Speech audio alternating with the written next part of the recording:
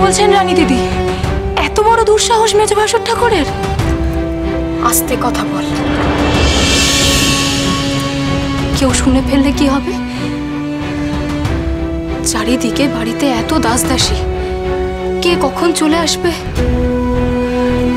রাজবাড়ির ষড়যন্ত্রের কথা মুখে আনলে কখন যে কি অঘটন ঘটে কে জানে।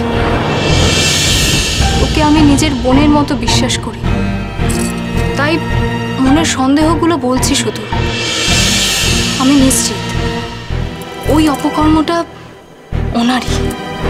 আপনি ঠিক বলছেন রানী দিদি, মেজ ভাসুর ঠাকুর রাজশীল মোহর চুরি করে ওই ভুয়ো রাজাদেশনামা বানিয়েছিলেন।